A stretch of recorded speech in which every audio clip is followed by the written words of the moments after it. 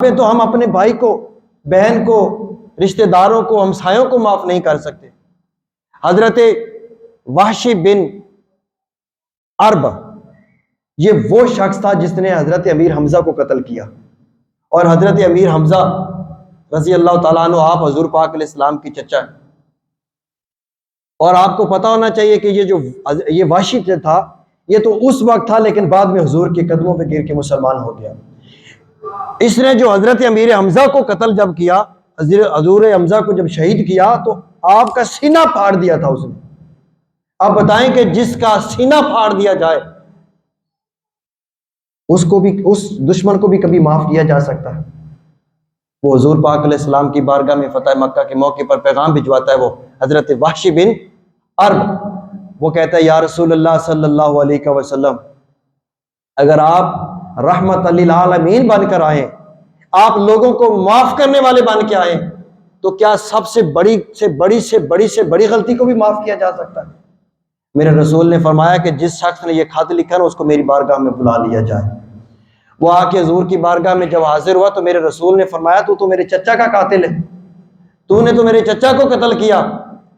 وہ شخص حضور کی بارگاہ میں عرض کرتا ہے یا رسول اللہ صلی اللہ علیہ وسلم، میں آج آپ سے معافی مانگنے آیا ہوں، کیا آپ مجھے معاف کرو گے؟ آپ چچا کا قاتل، وہ چچا جو حضور سے سب سے زیادہ محبت کرتے تھے، اور حضور کی آنکھوں کے سامنے ان کا سینہ پھاڑ دیا گیا۔ میرے حضور نے فرمایا کہ اگر تم چل کر معافی مانگنے آئے ہو تو میرے بھی ہاتھ کھلے آؤ، میرے گلے سے لگ جو میں آپ کو معاف کر دیتا ہوں۔ حضور پاک علیہ السلام نے اپنے چچا کے قاتل کو معاف کر دیا۔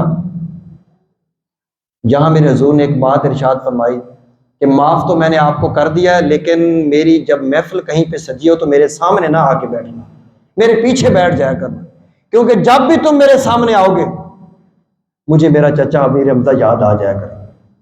معاف میں نے کر دیا۔ اب یہاں پہ سوچیں کہ اتنا بڑا رشتہ اور اتنا بے دردی کے ساتھ حضرت امیر حمزہ کو قتل کیا گیا، لیکن وہ جب حضور کی بارگاہ میں آیا تو میرے حضور نے اسے معاف فرما دیا۔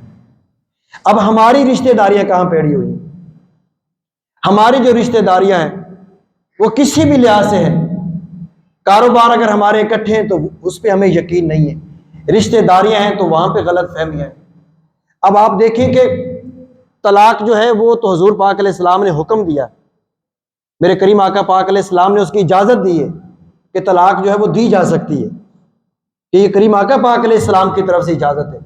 لیکن اسی طلاق کے لفظ سے میرے حضور نے نفرت بھی فرمائی ہے، لیکن اجازت کیوں دی میرے حضور نے طلاق کی؟ اس لیے دی، کریم آقا پاک علیہ السلام نے فرمایا کہ جب ایک خاندان جڑا ہوتا ہے، جب ان کے آپس کے معاملات طے نہ ہو رہے ہوں، آگے نہ چل پا رہے ہوں، تو میرے حضور نے فرمایا کہ طلاق کی اجازت اس لیے دی گئی کہ سارا خاندان ٹوٹنے سے بہتر ہے کہ وہ دو شخص علیحدہ علیحدہ ہو جائے، سارا خاندان نہ ٹوٹے، اس لیے یہاں طلاق کی اجازت دی گئی، اور طلاق سے نفرت بھی میرے حضور نے فرمائی۔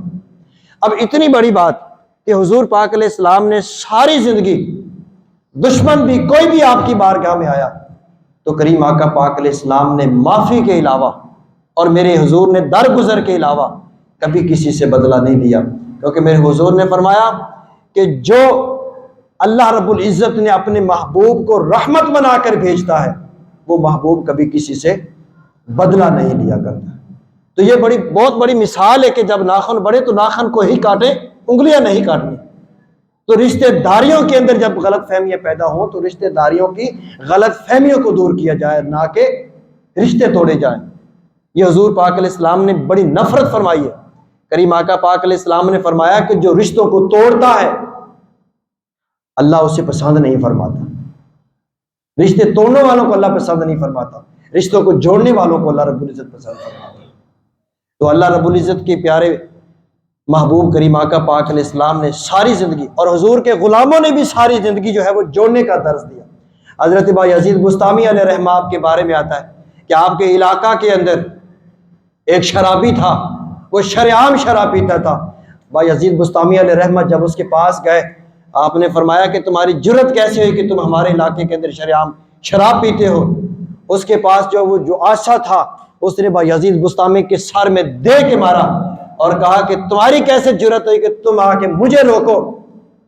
بایزید بستامی کا جب سر پھٹا انہی قدموں پہ بایزید واپس آ گئے، اور جب بایزید بسطامی واپس آئے تو اپنے گھر میں آ کے رونے لگ گئے کہ یا اللہ کہیں مجھ سے ایسی کوئی غلطی تو نہیں ہوگی کہ اس شخص کا دل ٹوٹ گیا ہو۔